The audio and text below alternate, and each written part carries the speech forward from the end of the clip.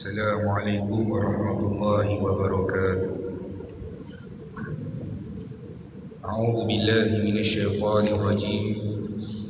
Bismillahirrahmanirrahim. Alhamdulillahi rabbil alamin. Wassalatu wassalamu ala sayyidina Muhammadin asyrafil mursalin wa ala alihi wa sahbihi ajma'in.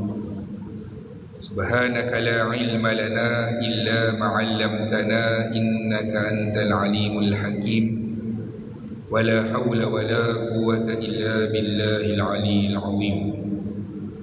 Radina billahi rabba wa bil islami dina wa bi Muhammadin nabiyyan wa rasulah. Allahumma a'inna ala dhikrika wa syukrika wa husni ibadatik. Rabbi yassir wa la tu'assir fa inna taysir alayka yasir rabbi tamim bil khair. Nawaitu i'tikaf fi hadha masjidi sunnatan lillahi ta'ala. Alhamdulillah, syukur kepada Allah Subhanahu wa taala. Selesai kita menunaikan solat fardu maghrib secara berjemaah dan kita duduk di dalam masjid berwirid, berdoa dan masih lagi kekal di dalam masjid sementara menunggu waktu Isya dengan pengisian. Moga-moga ianya mendatangkan manfaat buat kita dunia dan akhirat insya-Allah. Kita masih lagi bersama dengan Rasulullah sallallahu alaihi wasallam melalui kitab karangan Syekh Safiur Rahman Al-Mubarakfuri, sebuah kitab yang diberi nama Ar-Rahiqul Makhtum, kisah perjalanan hidup seorang manusia yang paling diredai oleh Allah Subhanahu wa taala, yaitu Muhammad bin Abdullah sallallahu alaihi wasallam. Tujuan kita mempelajari sirah adalah untuk mewujudkan rasa cinta terhadap Nabi sallallahu alaihi wasallam, yang mana perasaan cinta, kasih dan sayang kita kepada Nabi sallallahu alaihi wasallam hadir daripada dalam hati kita disebabkan kita kenal dengan Nabi kita. Bukan hanya sekadar kita ikut-ikutan, tapi kita sayang Nabi kita adalah sebab kita kenal Nabi kita, tahu sirah Nabi, tahu perjalanan hidup Nabi sallallahu alaihi wasallam. Dan apabila mudah dan kenal dengan Nabi sallallahu alaihi wasallam, maka mudahlah untuk kita melaksanakan sunnah Nabi sallallahu alaihi wasallam. Sirah Nabi mengambil masa 63 tahun. 63 tahun itu adalah umur Nabi sallallahu alaihi wasallam. Daripada lahir sampailah usia Nabi 53 tahun, Nabi duduk dan menetap di Mekah. Daripada lahir sampai umur 53, Nabi duduk di Mekah. Kemudian Nabi hijrah ke Madinah, menetap di Madinah sehinggalah akhir kehidupan Nabi sallallahu alaihi wasallam selama 10 tahun. Jadi 53 campur 10, 63 tahun. Itulah riwayat hidup Nabi sallallahu alaihi wasallam. Pada pertemuan yang terdahulu kita berhenti selepas daripada Nabi sallallahu alaihi wasallam hantar sahabat untuk dakwah luar daripada kota Mekah. Luar daripada kota Mekah ni, luar daripada bangsa Arab. Nabi hantar sahabat pergi ke Rom, pergi ke Parsi, hantar surat dakwah kepada Raja Herakl, Kaisar Rom. Nabi hantar surat kepada kuasa besar dunia pada ketika itu. Betapa beraninya Nabi sallallahu alaihi wasallam, sedangkan kerajaan Islam Madinah adalah satu kerajaan dan negara yang kecil. Hantar kepada kuasa besar, yang mana kalaulah kerajaan Rom hantar pasukan, kita kata division 1 lah, hantar tentera sebelah Podixon, Camp Podixon, tentera itu sahaja sudah menyamai ratusan ribu tentera. Belum lagi hantar tentera yang secara keseluruhannya daripada Rom, maka ia merupakan satu kuasa besar. Dan apabila kerajaan Rom mendapatkan surat dakwah daripada Nabi sallallahu alaihi wasallam, kerajaan Rom mengoyakkan surat tersebut. Mengoyakkan surat tersebut, bukan sekadar koyak, hantar wakil pergi ke Madinah untuk panggil Muhammad menghadap Raja Kaisar Rom pada ketika itu. Sebab apa tuan-tuan? Sebab raja tu dia kuasa besar, dia hebat. Kesalahan yang ada dalam surat tersebut adalah diletakkan nama Nabi sallallahu alaihi wasallam dahulu, baru diseru raja tersebut. Kesilapan kecil tersebut mengundang kemarahan Raja Rom pada ketika itu. Selesai daripada itu, Nabi sallallahu alaihi wasallam hantar lagi sahabat ke bahagian-bahagian lain luar daripada kota Mekah untuk hantar surat dakwah. Selepas daripada perjanjian dengan Quraisy Mekah tak berperang selama setahun. Jadi bila tak berperang selama setahun, inilah peluang Nabi sallallahu alaihi wasallam dalam kerja urusan dakwah. Nabi hantar untuk sebarkan Islam. InsyaAllah pada hari ini tuan-tuan, kita masuk pada bab yang seterusnya, iaitu Perang Khaybar. Perang Khaybar ini, umur Nabi pada ketika itu lebih kurang 60 tahun. Sebab Perang Khaybar ini berlaku pada tahun 7 Hijrah. 7 Hijrah tuan-tuan, maka umur Nabi pada ketika itu 60 tahun. Ianya perang yang disertai oleh Rasulullah sallallahu alaihi wasallam, Ghazwatul Khaybar, perperangan Khaybar. Kenapa dinamakan Khaybar? Kerana tempat itu namanya Khaybar. Khaybar, benteng terakhir. Benteng terakhir terkaya dan terbesar orang-orang Yahudi.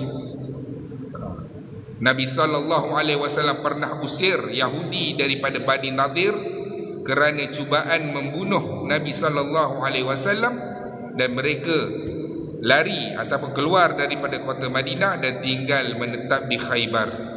Di Khaybar ini tuan-tuan, ada ladang kurma yang terbesar dan juga kualiti kurma yang terbaik. Ianya berada di Khaybar. Nabi pernah usir Yahudi Bani Nadir, dan Nabi SAW dapat maklumat bahawa orang-orang Yahudi daripada Bani Nadir ini yang duduk di Khaybar ini mereka berpakat dengan Bani Ghatafan. Nabi SAW cukup marah. Sebab apa Nabi SAW cukup marah? Sebab sebelum itu peperangan Khandaq, Quraisy Mekah berpakat dengan Ghatafan dan mereka telah kalah dalam peperangan tersebut. Dan sekarang Khaybar, Yahudi ini berpakat sekali lagi dengan kabilah Bani Ghatafan untuk menyerang kerajaan Islam Madinah. Berlaku pada tahun 7 Hijrah. Dan tahun sebelum itu 6 Hijrah, Khalid Al-Walid bin Mughirah masuk Islam selepas daripada perjanjian Hudaibiyah, sebelum daripada peristiwa pembukaan kota Mekah. Tuan-tuan, siapa dia? Khalid Al-Walid masuk Islam bersama dengan sahabat Amr ibn As, pemimpin kanan Quraisy. Tuan-tuan, Amr ibn As ni seorang pemimpin Quraisy yang sangat hebat. Mana dia masuk Islam, Nabi hantar dia untuk menjadi gubernur ataupun membuka kota Mesir. Kota Mesir, kerajaan Mesir yang besar itu dibuka oleh siapa? Amr ibn As. Dialah yang membuka. Dan di sana kita tengok dekat Mesir ada satu masjid yang nama masjid itu Masjid Amr ibn As. Tuan-tuan, tahun 7 Nabi dengar Yahudi Khaybar dan Ghatafan nak serang Madinah. Nabi cukup marah, dan strategi Nabi sallallahu alaihi wasallam adalah Nabi bergerak dahulu. Tuan-tuan, begitulah permusuhan Yahudi. Bermula daripada Bani Nadir. Selepas daripada Nabi sallallahu alaihi wasallam buat perjanjian, Nabi masuk dalam kota Madinah, Nabi wujudkan kerajaan Islam Madinah. Nabi jumpa Yahudi, buat perjanjian. Kalau mereka mengkhianati kerajaan Islam Madinah, maka akan dikenakan tindakan kepada mereka. Pengkhianatan pertama adalah daripada Bani Nadir, cubaan membunuh Nabi sallallahu alaihi wasallam. Kemudian pengkhianatan seterusnya daripada Bani Quraizah. Bani Quraizah ni berlaku waktu peperangan Khandaq. Nabi sallallahu alaihi wasallam buat parit, Nabi terima serangan daripada luar. Tiba-tiba Bani Quraizah khianat, serang daripada belakang, daripada dalam kota Madinah itu sendiri. Dan akhirnya dalam peperangan tersebut Nabi sallallahu alaihi wasallam dan tentera Islam menang. Dan perang kali ini untuk menyerang kota Khaybar, Nabi syaratkan siapa yang sertai Bai'atul Ridwan, perjanjian yang diredai oleh Allah Subhanahu wa taala di Hudaibiyah. Dalam perjanjian itu ada 1,400 orang sahabat.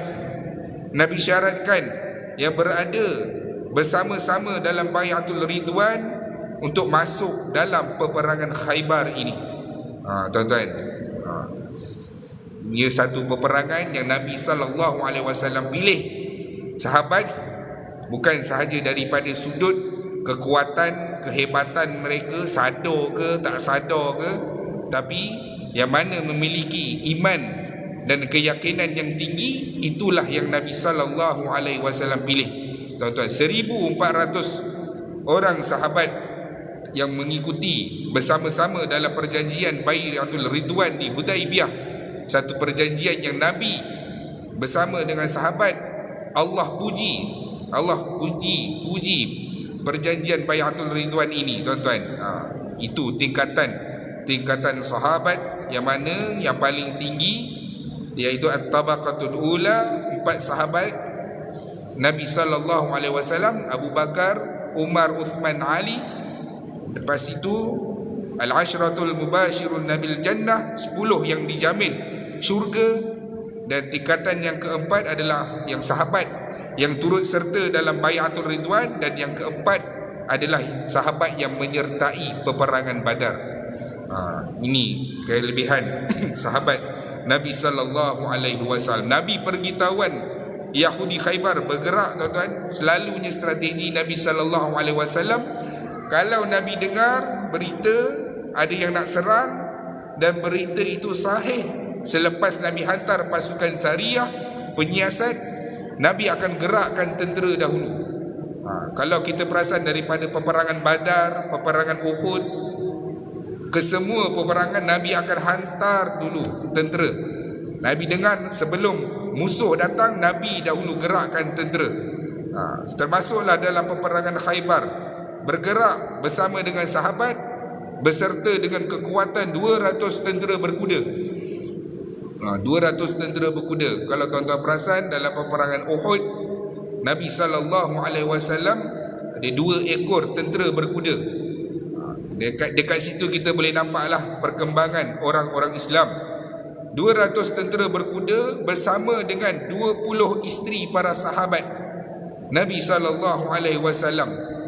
20 orang isteri ini dibawa untuk apa? Menyediakan kelengkapan makanan. Sekiranya dalam peperangan ada yang cedera, maka mereka lah yang akan menjadi perawat, mengubati luka-luka sewaktu di dalam peperangan tersebut.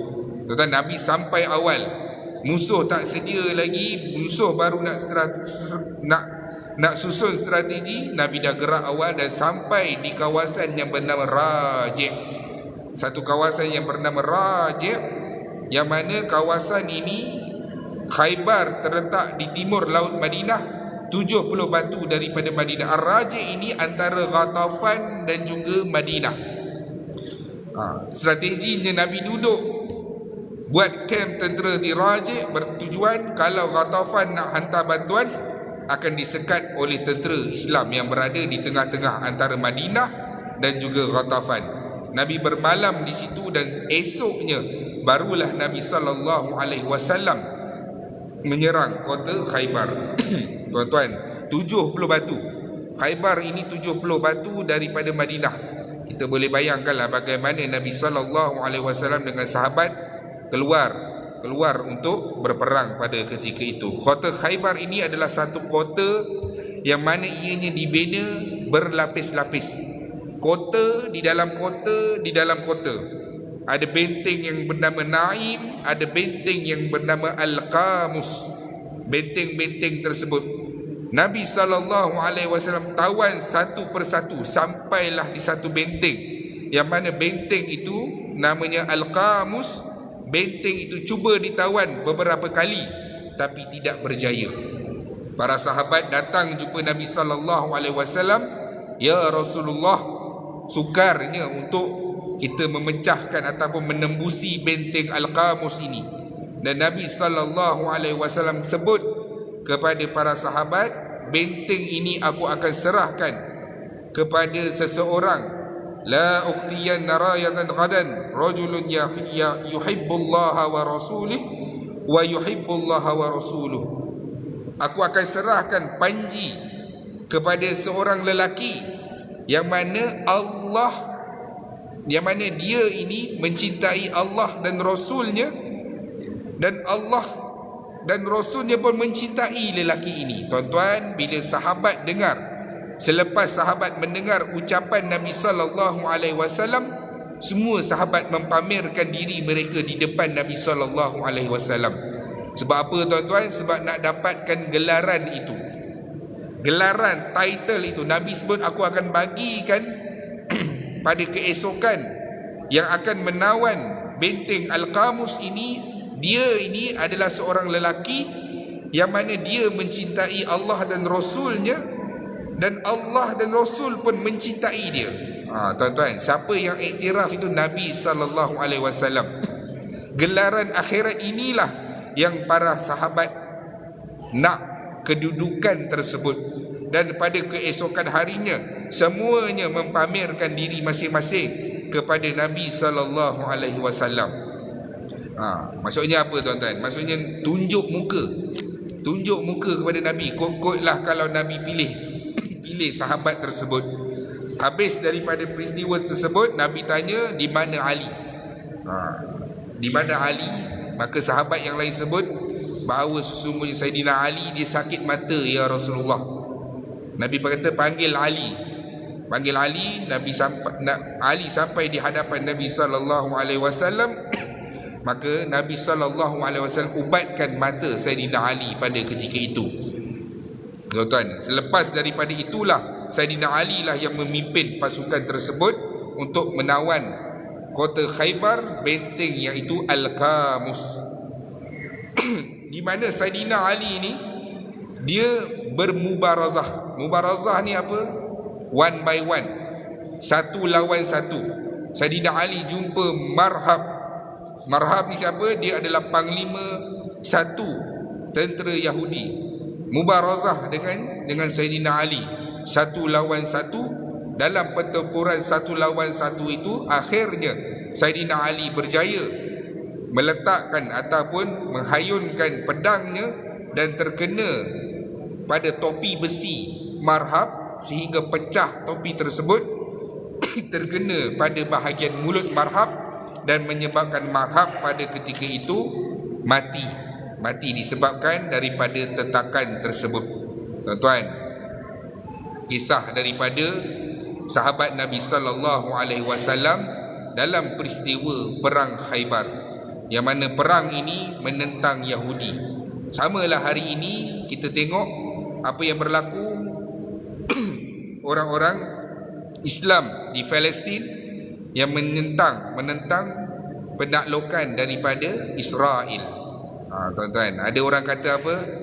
Lepas daripada peristiwa tular di mana orang Palestin yang diselamatkan dan diletakkan di satu hotel, jadi orang Palestin ni dia mengamuk, dia rosakkan barang-barang dan sebahagiannya orang kata, bawalah masuk lagi orang Palestin, bawalah masuk lagi kan. Macam ni perangai mereka. Orang dah tolong kan, pergi buat perangai lagi. Orang dah tolong bukan nak berterima kasih lagi, nak merosakkan harta benda. Dan sebahagiannya kata apa? Eloklah kita pun boleh hentikan boikot. Boleh hentikan boikot. Guna alasan tersebut untuk hentikan boikot? Tuan-tuan, satu saja jawapan dia. Mana-mana bangsa sekalipun, Melayu ke, Cina ke, India ke, Kadazan ke, Arab ke, Eropah ke, keseluruhan bangsa-bangsa ini ada baik dia dan ada buruk dia. Maksudnya apa? Maksudnya kalau orang Melayu, ada orang Melayu yang baik dan ada Melayu yang jahat. Ada juga Cina yang baik dan ada juga Cina yang jahat. Setiap bangsa ada wakilnya. Ada baik dan ada buruk. Dan tak ada satu pun bangsa dalam alam ini yang sempurna. Kita jangan tertipu. Jangan tertipu disebabkan satu perkara ataupun satu daripada orang Palestin, kita gunakan modal itu untuk menghina mereka. Untuk kata apa? Okey, kita hentikan boikot. Baik aku makan lah, kan, geram je. Baik aku beli makan yang beli, support balik apa semua, kan, download balik rancangan-rancangan dekat televisyen apa semua yang menyumbang kepada ekonomi Israel. Guna alasan itu semata-mata. Tuan-tuan, macam mana tu? Sebab tu orang kata disebabkan satu nila rosak susu sebelanga. Kita gunakan pendekatan tersebut dengan alasan untuk nak lepas daripada boikot. Tuan-tuan, lemahnya kita. Dia ada dua cara lah. Satu, kita berhimpun, pegang spanduk, kan, Free Palestine dan sebagainya, kan, nyatakan kesungguhan kita. Kemudian satu lagi cara adalah boikot. Dan cara strategi yang paling ampuh sekali, yang paling bagus sekali adalah kita boikot. Itu strategi yang paling terbaik. Kita tak mampu nak mengangkat senjata, kita tak mampu nak pergi keluar berperang. Itulah kita punya perjuangan. Kalau itu pun sedikit daripada perkara tersebut pun kita tak boleh nak tahan, kan, tak boleh nak tahan daripada boikot, kan, maka lemahlah kita. Itu belum lagi Dajjal datang menawarkan kita harta kekayaan makanan dalam keadaan bumi ini, dunia ini tak ada setitis air dan sebiji gandum pun yang boleh dimakan. Maka orang-orang inilah yang akan jadi pengikut. Wallahu alam, tuan-tuan. Kita muhasabah diri kita. Muhasabah diri kita. Kan? Tak kisahlah tuan-tuan nak pakai t-shirt semboyan ke apa ke, kan? Tunjukkan kekuatan kita dalam memperjuangkan Islam. Kalau benda perkara-perkara kecil ini kita tak boleh buat, maka kita kena tanya pada diri kita, apa sumbangan yang paling bagus kita boleh berikan. Hari ini kebelakangan ini kita nampak bagaimana seorang pemimpin Hamas, Yahya Sinwar, yang mana orang fitnah dia tak berada di Palestin, dia keluar berjalan-jalan, duduk luar, pemimpin, tak hanya nama pemimpin, walhal apabila hari kematian dia berada di dalam bumi Gaza.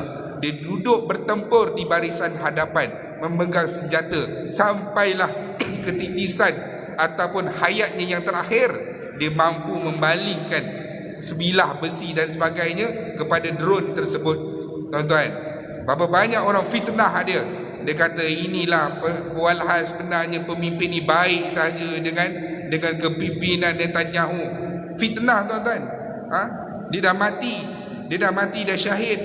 Macam mana kita nak minta maaf dengan dia, dengan perkataan yang kita tuturkan? Tuan-tuan, ini kita kena cakna lah, tuan-tuan. Kita kena cakna dalam diri kita apa yang kita perlu fikirkan, apa yang kita perlu rasa dalam perjuangan ini. Nabi SAW dengan sahabat berhempas pulas, bersusah payah mengangkat senjata. Nabi pada ketika peperangan Khaybar menentang Yahudi, usia Nabi 60 tahun.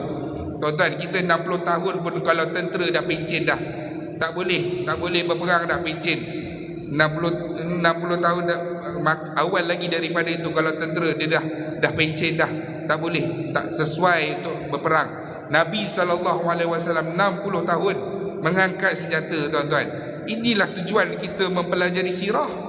Tujuan kita mempelajari sirah untuk kita tengok apa kisah sirah dan kita bawa dalam kehidupan diri kita.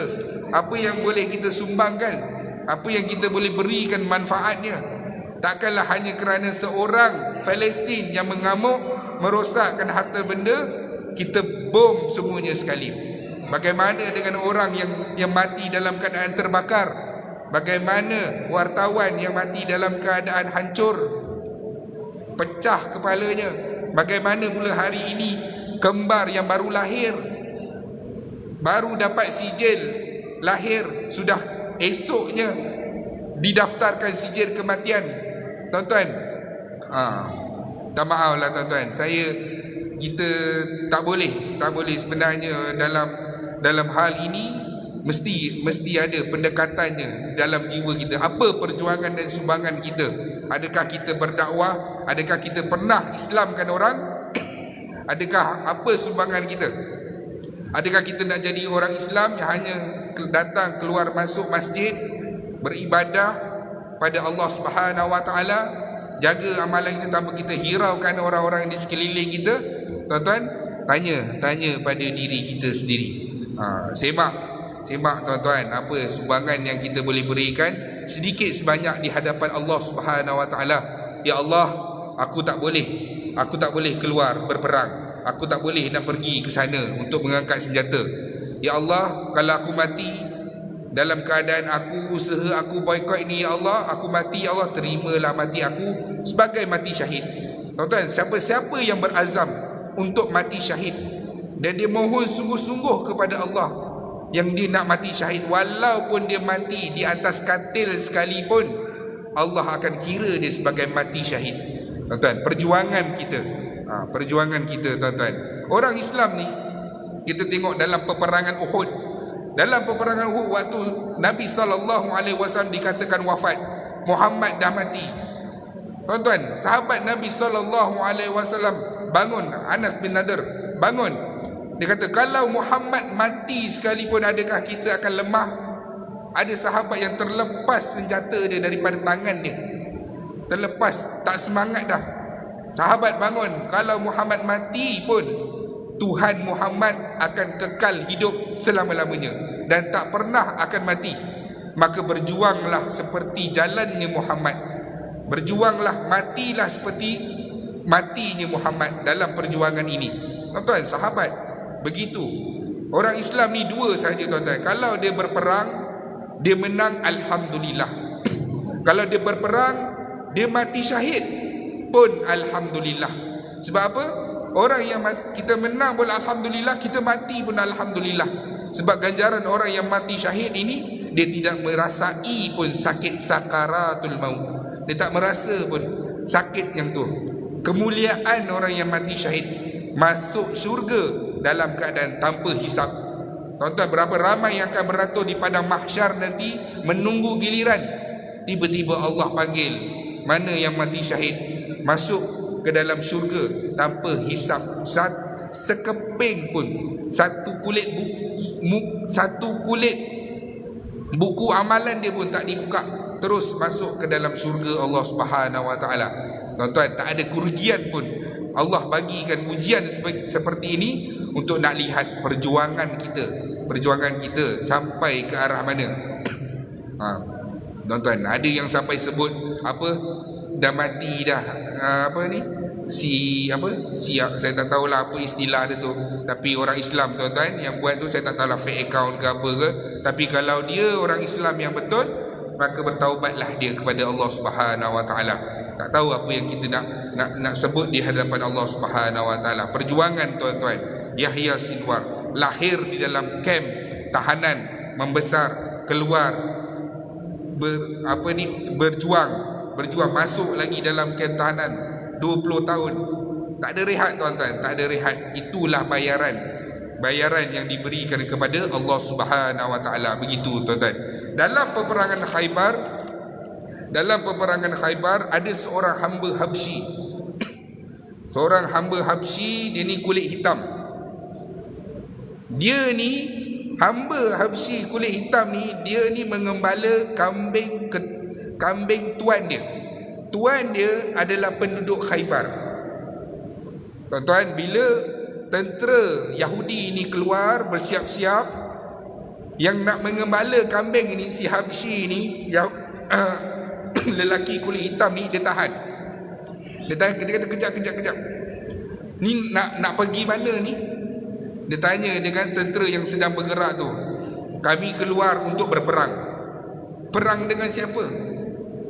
Hamba kulit hitam tanya, nak berperang dengan siapa? Kami nak berperang dengan Muhammad. Kenapa nak berperang dengan Muhammad? Maka Yahudi Khaybar ni sebut kerana dia mengaku yang dia adalah utusan Tuhannya Allah. Kemudian Yahudi yang nak berperang ni pun dia jawab ringkas-ringkas, dia pun nak bergerak. Jadi bila hamba Habsyi ni dia dengar, dia kata kerana dia mengaku dia utusan Allah, maka dia terkesima dengan jawapan tersebut. Dia terpegun. Dia kata dalam diri dia, aku nak jumpa Muhammad ini. Tuan-tuan, maka dia pun bawalah gembala dia, kambing-kambing dia yang dia gembala tu, dia bawa untuk nak pergi ke padang Ragut. Tuan-tuan, dalam suasana perang, bukan tengah perang tu tuan-tuan. Maksudnya tentera Islam ada di sebelah sana dan kota Khaybar ada di sebelah sini. Dia keluar dalam keadaan aman dan damai. Sebab apa tuan-tuan? Sebab musuh tentera Khaybar itu adalah orang Islam. Orang Islam, tentera Islam tidak akan membunuh orang awam. Dia tidak akan membunuh saja-saja. Dia tak akan membunuh orang yang dalam keadaan aman, yang tidak menyerang dia. Tuan-tuan, itu keistimewaannya tentera Islam.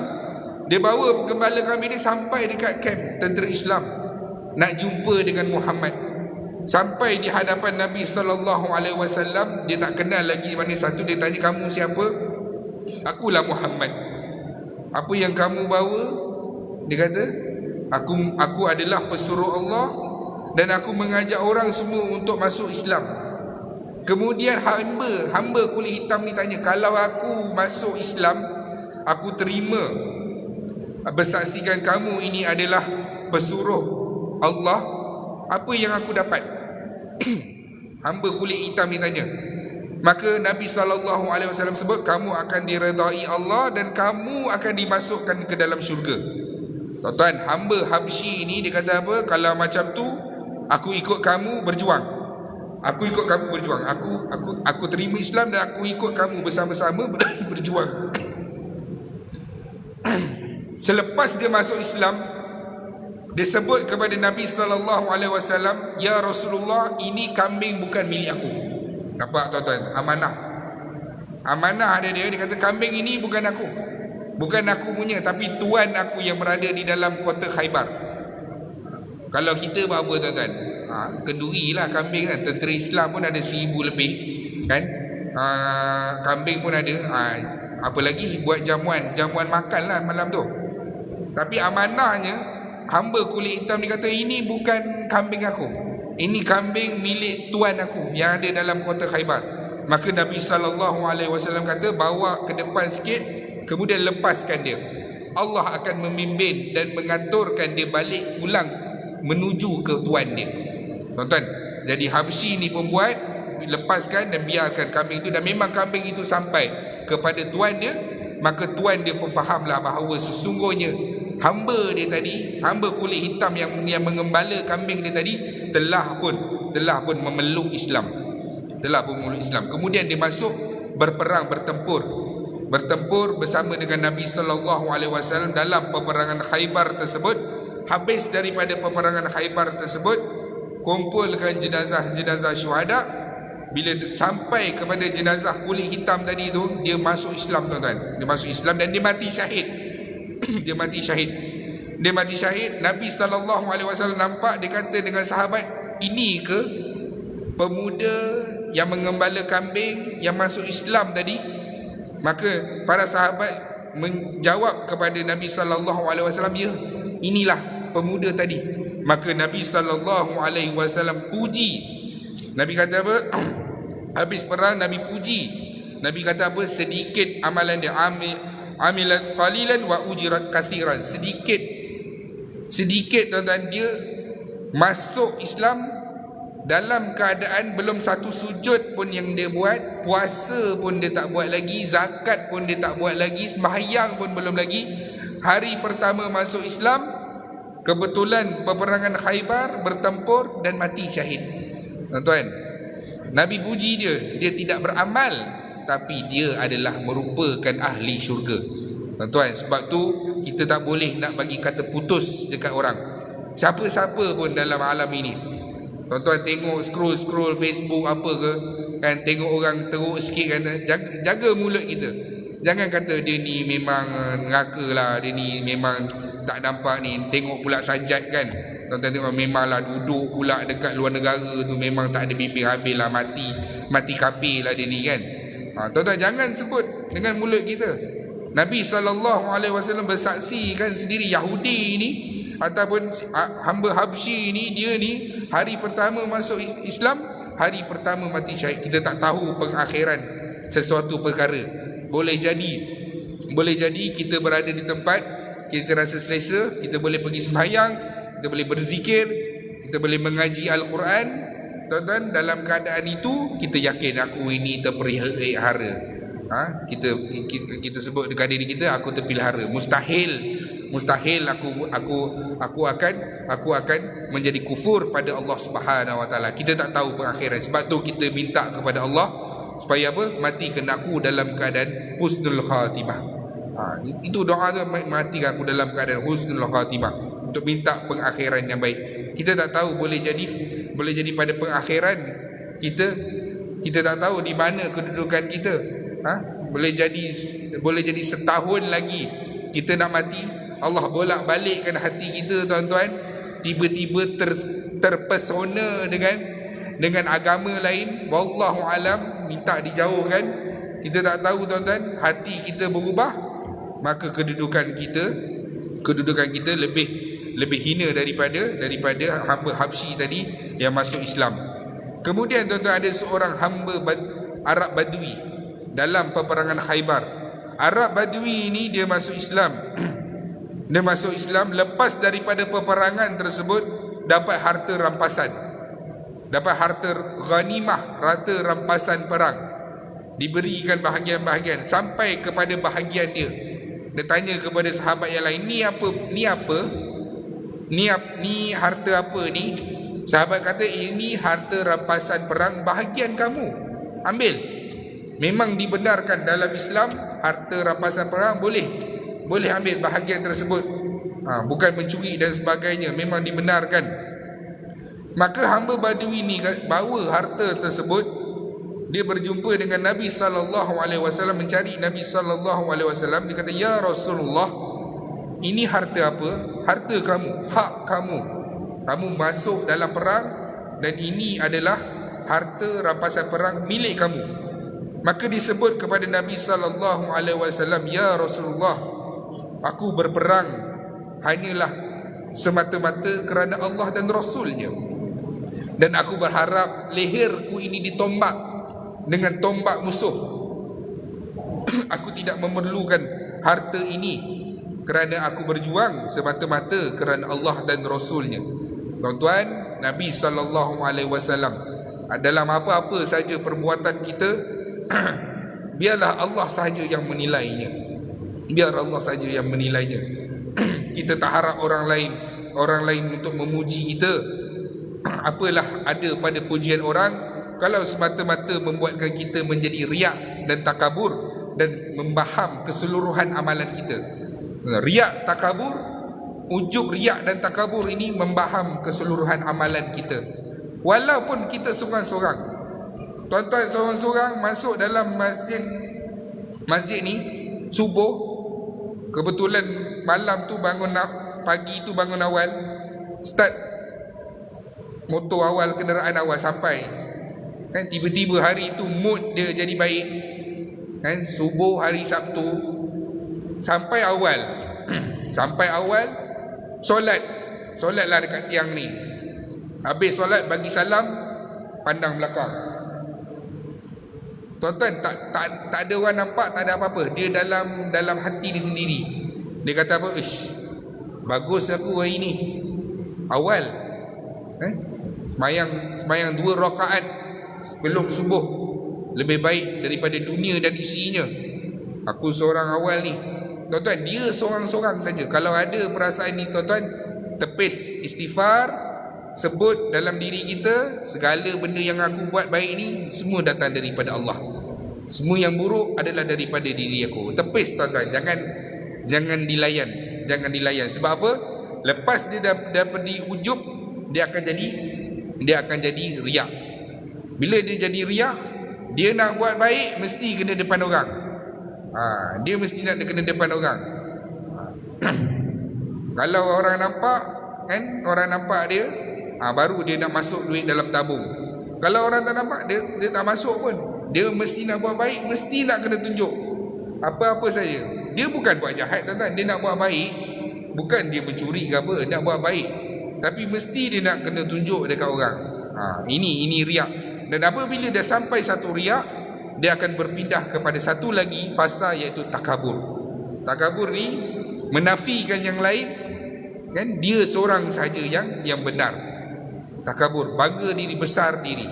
Sebab itulah Firaun dalam keadaan dia menguasai seluruh kawasan taklukan dia, tak ada siapa dapat lawan kerajaan Firaun, dan kerajaan sekitar pun membayar ufti kepada Firaun.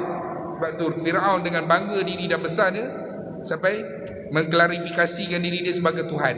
Ana rabbukum a'la, akulah Tuhan yang maha tinggi.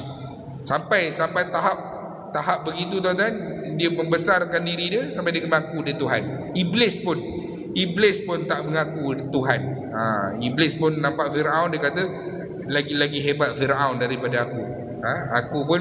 Aku pun tidak mengaku Tuhan. Gitu, tuan-tuan. Habis daripada tu diserahkan harta dia dan berperang dan Arab Badui tadi lepas daripada peperangan Khaybar, tuan-tuan, daripada peperangan Khaybar, dia mati dalam keadaan dirinya ditombak. Ditombak seperti mana kehendak dan keinginan dia itu. Dan habis daripada peristiwa tersebut, Nabi SAW datang kepada jenazah dia, dan Nabi bersaksi bahawa sesungguhnya, ya Allah, dia ini, hamba-Mu ini mati syahid, dan akulah saksinya di padang mahsyar nanti, yang menyaksikan yang bahawa sesungguhnya dia mati syahid di jalan-Mu, ya Allah. Tuan-tuan, Nabi cop terus pengiktirafan daripada Nabi SAW. Habis daripada peperangan Khaybar, Nabi ada macam-macam pilihan. Tawanan-tawanan boleh dipenjarakan, ditahan untuk didapatkan duit tebusan, ataupun yang kedua, Nabi boleh bunuh keseluruhan tawanan. Nabi SAW boleh buat berbagai-bagai keputusan. Dan akhirnya salah seorang Yahudi Khaybar bangun, datang kepada Nabi SAW, disebut, wahai Muhammad,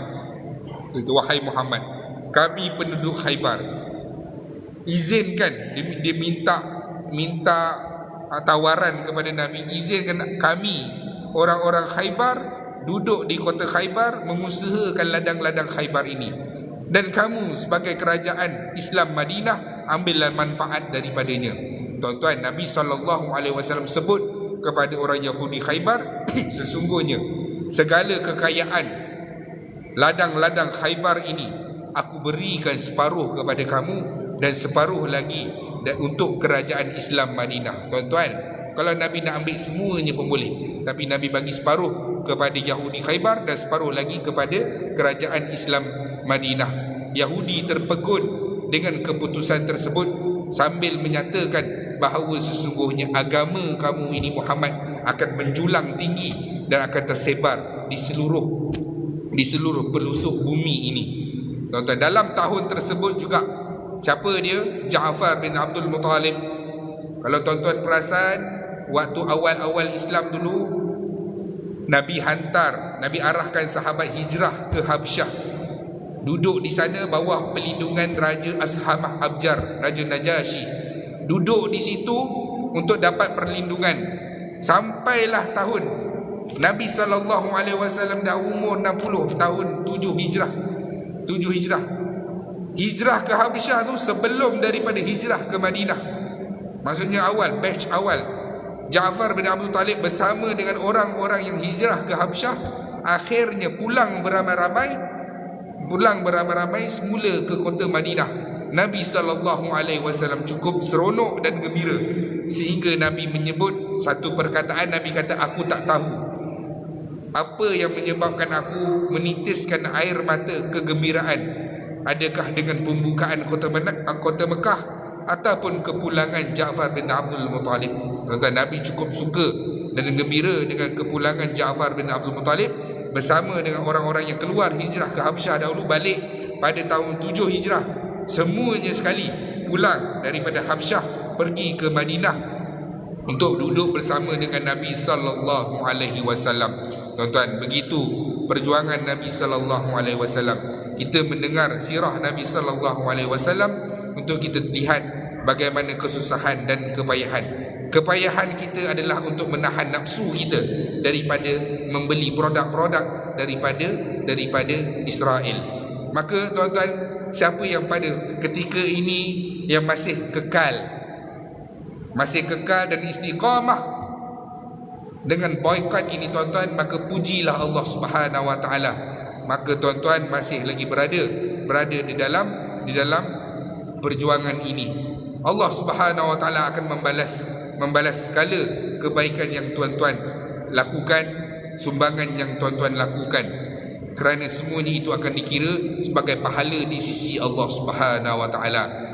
Yang baik datang daripada Allah, yang lemah adalah kelemahan saya sendiri. InsyaAllah selepas daripada peperangan Khaybar, kita akan lihat beberapa siri lagi daripada sirah Nabi sallallahu alaihi wasallam.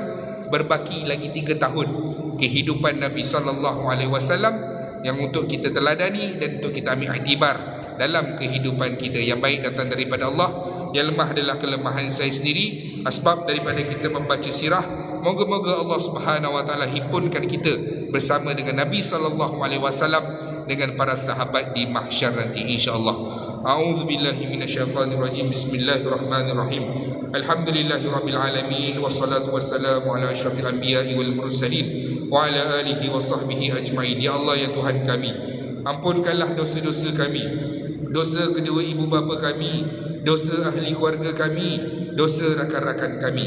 Ya Allah, ya Tuhan kami, bantulah kami dalam mentaati perintah-Mu, bantulah kami dalam meninggalkan segala larangan-Mu. Ya Allah, ya Tuhan kami, terimalah amal ibadah kami sebagai pahala yang diterima di sisi-Mu, wahai Allah.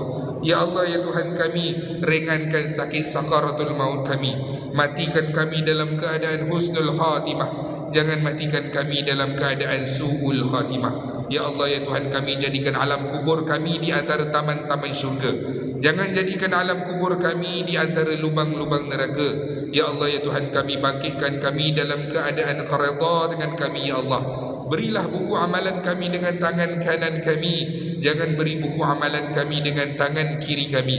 Ya Allah, ya Tuhan kami, hisablah kami dalam keadaan ihsan. Ya Allah, permudahkan proses timbangan mahsyar kami nanti. Ya Allah, pimpinlah kami dalam meniti titian sirat-Mu. Ya Allah, himpunkan kami, kedua ibu bapa kami, ahli keluarga kami, rakan-rakan kami ke dalam syurga Firdaus-Mu tanpa hisab dan azab, dan jauhkanlah kami daripada azab api neraka jahanam. Rabbana atina fid dunya hasanah wa fil akhirati hasanah wa qina adzaban nar. Wa sallallahu ala sayyidina Muhammad wa ala alihi wa sahbihi wa sallam. Walhamdulillahi rabbil alamin. Taqabbalallahu minkum.